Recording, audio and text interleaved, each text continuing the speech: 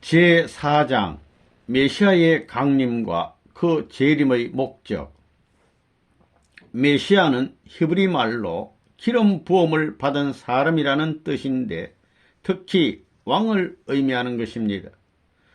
이스라엘 선민들은 선지자들의 예언에 의하여 장차 이스라엘의 구세주를 왕으로 보내마고 하신 하나님의 말씀을 믿고 있었으니 이것이 이스라엘의 메시아 사상입니다. 이러한 메시아로 오셨던 분이 바로 예수 그리스도이신데 이 그리스도는 메시아와 같은 뜻의 헬라어로서 보통 구세주로 통합니다. 메시아는 하나님의 구원 섭리의 목적을 이루시기 위하여 오셔야 하는 것입니다. 제1절 십자가에 의한 구원 섭리. 메시아로 강림하셨던 예수님의 목적. 예수님이 메시아로 강림하셨던 목적은 타락 인간을 완전히 구원하여 지상 천국을 이루는 데 있었습니다. 예수님을 믿어 완성한 인간은 하나님과 일체가 되어 그의 심장을 채우람으로써 신성을 갖게 되어 하나님과 불가분의 생활을 하게 되는 것입니다. 또한 원죄가 없으므로 다시 속죄할 필요가 없고 따라서 구주가 필요 없게 되며 기도나 신앙생활도 필요 없게 됩니다. 원죄 없는 선의 자손을 번식하게 되며 그 자손들에게도 속죄를 위한 구주가 필요 없게 되는 것입니다. 십자가의 대속으로 인하여 구원 섭리가 완성되었는가? 십자가의 대속으로 인하여 모든 성도들이 창조 본성을 복귀함으로써 지상 천국을 이루게 되었습니까? 역사 이래 아무리 잘 믿는 성도랄지라도 하나님과 일체 불가분의 생활을 한 사람은 한 사람도 없습니다. 속죄가 필요 없고 기도나 신앙생활을 하지 않아도 되는 성도는 한 사람도 없습니다. 아무리 잘 믿는 부모랄지라도 자식에게 원죄를 유전하고 있습니다. 그것은 십자가에 의한 속죄가 원죄를 완전히 청산하지 못하였으며 따라서 창조 본성을 완전히 복귀하지 못했다는 사실을 여실히 말해주고 있는 것입니다. 십자가의 희생은 무의로 돌아간 것인가? 십자가의 희생이 없었다면 오늘의 기독교 역사는 있을 수 없습니다. 우리의 신앙생활의 체험으로 보아도 십자가의 대속의 은사가 얼마나 큰 것인가 하는 것은 부인할 수 없습니다. 그렇다면 십자가로 인한 속죄의 한계는 어느 정도인가 하는 문제를 해결하기 위해 먼저 예수 그리스도의 십자가의 죽음에 대한 문제를 밝히 알아야겠습니다. 예수님의 십자가의 죽음. 예수님의 십자가의 죽음이 하나님의 예정이었습니까? 첫째, 성경상에 나타난 사도들의 은행을 보면 예수님의 죽음을 분개하고 서러워했다는 사실을 알 수가 있습니다. 하나님의 섭리로 보면 이스라엘 선민을 부르시어 메시아를 맞을 준비를 하게 하셨습니다. 예수님 자신도 유대인들로 하여금 자기를 메시아로 믿을 수 있도록 은행하셨다는 것을 성서를 통하여 알 수가 있습니다.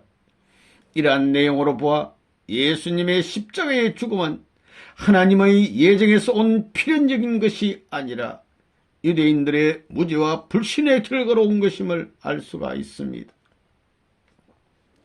십자가의 대속으로 인한 구원의 한계와 예수님의 재림의 목적. 유대인들이 예수님을 불신하여 육신은 사탄의 침범을 당하여 살해되었으므로 신도들의 육적 구원은 완성할 수 없게 된 것입니다. 그러나 십자가 대속의 부활로 영적 구원의 기대를 완성하여 영적 구원의 혜택만은 받을 수 있게 되었습니다. 따라서 예수님은 영육 아우런 구원 섭리의 목적을 완성하시기 위하여 지상에 재림하시지 않을 수 없게 된 것입니다.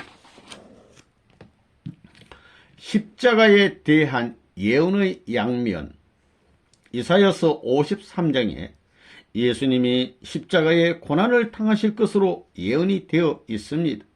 그러나 이사야서 9장, 11장, 60장에는 예수님이 유대인의 왕이 되어 왕국을 지상에 건설하실 것으로 예언이 되어 있습니다. 그러면 어찌하여 예언을 양면으로 하게 되었겠습니까? 인간 책임 분담 수행 여부에 따라 어느 한 면의 결과를 이뤄놓게 되기 때문에 하나님은 뜻 성사에 대한 예언을 양면으로 하셨던 것입니다. 제2절 엘리야의 재림과 세례 요한. 말라기서 4장 5절에서 6절에 보면 예수님보다 900년 전에 성천한 선지자 엘리야가 재림할 것이라고 예언이 되어 있습니다.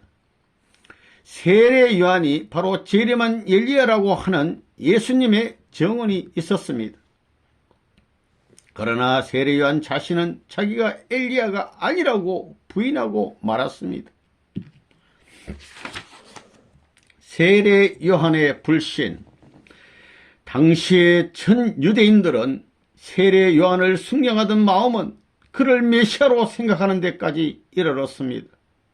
따라서 세례 요한이 자기가 엘리야라는 것을 선포하고 나섰더라면 전 유대인들은 이러한 정언을 믿게 되어 예수님 앞으로 나왔음에 틀림이 없습니다. 그러나 끝내 자기는 엘리야가 아니라고 주장한 세례 요한의 하나님의 섭리에 대한 무지는 유대인들이 예수님 앞으로 나아갈 수 없었던 주요한 원인이 되고 말았습니다.